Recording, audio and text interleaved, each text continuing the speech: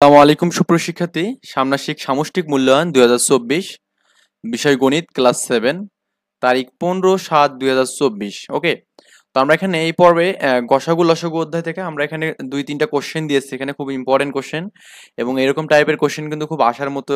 ওকে, তো একটু ভালো করে আমরা এগুলো শিখবো। একক কাজ একটা আসতে পারে এখানে, গুণনীয়ক নির্ণয়ের মাধ্যমে 3/5 এবং 6/13 ভগ্নাংশ দুইটির সাধারণ গুণনীয়ক ও গসাগু নির্ণয় করো এখানে। ওকে, মানে এই দুটার মধ্যে গসাগু নির্ণয় করতে বলছে।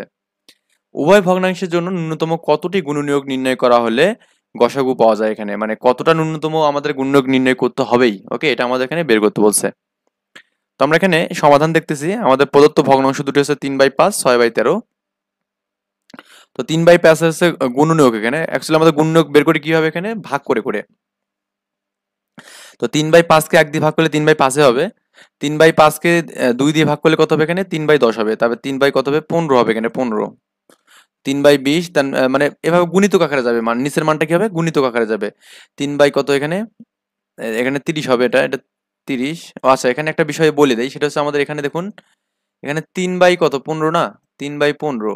তো 3/15 মানে কি, এখানে এটা কাটলে কত হবে, এখানে 1/5 হবে না, 1/5। তো এখানে 1/5টা কিন্তু একবার এখানে দেওয়া হয়েছে, এখানে দেখুন এই যে 1/5টা দেওয়া হয়েছে এখানে। অ্যান্ড এখানে হচ্ছে 3/30 ছিল, তো 3/30 মানে 3×10 = 30, মানে 1/10 হবে।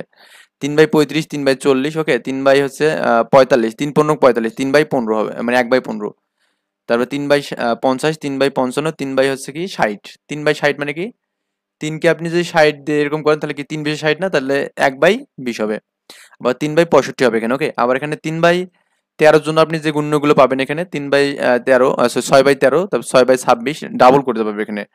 3×3 = 39, তারপরে 4×52, 5×65 এখানে। ওকে, অ্যান্ড আবার এখানে আপনি যখন করবেন 1/13 পাবেন এখানে। 1/13 কেন পাচ্ছেন এখানে, কারণ আপনি এখানে এই 65-র পর আপনি যে আবার যেখানে গুণ করেন, এখানে কত পাবেন, এখানে 13 যদি করেন তাহলে কত হবে এখানে, 68, 78, 6 দিয়ে 78 কে করলে কিন্তু কত হবে, এখানে 13 হবে, 1/13 হবে এখানে। ওকে, তারপরে 91, তারপরে 104, তারপরে 117।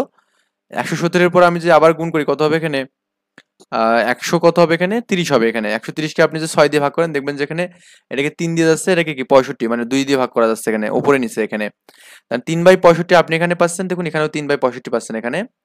তাহলে আমাদের 3/5 এবং 6/13 এর সাধারণ গুণনীয়কগুলো তালিকা করে দেখা যাচ্ছে যে এদের গসাগু কত, 3/65 এখানে।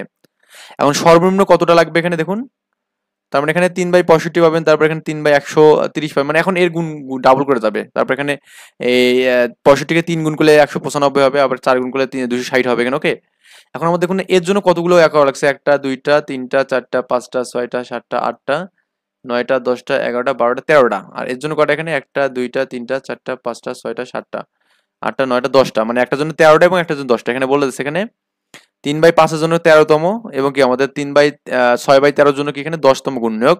তার মানে আমাদের ন্যূনতম আমাদের কি 13টা গুণনীয়ক বের করতে হবে, তখনই আমরা গসাগুটা পাবো এখানে। ওকে, এই বিষয়টাই বলছে এখানে। এবার দলগত কাজ একটা দিয়েছি আমি এখানে, যে ভগ্নাংশের গুণিতক নির্ণয়ের মাধ্যমে লসাগু নির্ণয় করতে। এবার একটা আমি গসাগু দিয়ে করলাম, এখন একটা লসাগু দিয়ে করবো। তো আমাদের এখানে 1/3 এবং 1/5 নিয়ে একটা আছে, 1/5 এবং 1/6 নিয়ে একটা আছে। তো আমি এখানে প্রথমত 1 নাম্বারটা করি। 1/3-এর জন্য আমাদের যে মানগুলো হবে গুণিতক, কিন্তু এখানে মানে নামতা আর কি এখানে। তো 1/3-কে প্রথমে 1 দিয়ে গুণ করবেন, 1/3 হবে। তো 2 দিয়ে গুণ করলে কি 2/3 হবে। তারপর 3/3, 3/3 মানে কি, এটা কাটলে কত হবে, এখানে 1 হবে না এখানে। তার মানে এখানে একটা 1 মান পেলাম, এভাবে কিন্তু চলবে এখানে। আবার এখানে 1/5 এর জন্য কি হবে, 1/5, 2/5, 3/5, 4/5, এন্ড 5/5 আসলে কত হবে এখানে, মানটা আমাদের 1 হবে এখানে। ওকে, তার মানে 1/3 এবং 1/5 এর জন্য লসাগু কত হবে এখানে, 1 হবে এখানে, কমন মান।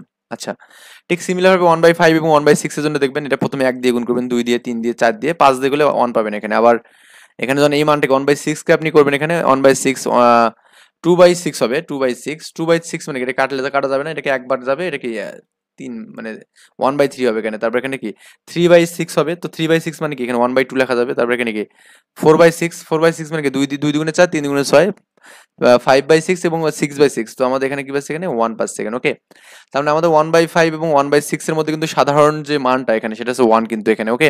তো এইভাবে আমরা লসাগু এবং গসাগুর বিষয়গুলো শিখবো এখানে। আমরা এখানে মেইন প্রশ্নপত্র পাবো ইনশাআল্লাহ, আমরা পরীক্ষার আগা দিন রাতে পাবো এখানে। তো এই পর্যন্ত আমরা একটু ধৈর্য ধরে থাকবো এখানে এবং আমরা এগুলো একটু কি করবো, প্র্যাকটিস করবো এখানে, ওকে। এবং বাসায় আমরা বাসা বাড়িতে আমাদের যে বইয়ের যে অধ্যায় ভিত্তিক যে ওই একক কাজগুলো আছে, দলগত কাজগুলো আছে, এই কাজগুলো আমরা বেশি বেশি ভাবে প্র্যাকটিস করবো যাতে করে পরীক্ষায় আসার সাথে যেন শাট করে পাওয়া যায় এখানে, ওকে।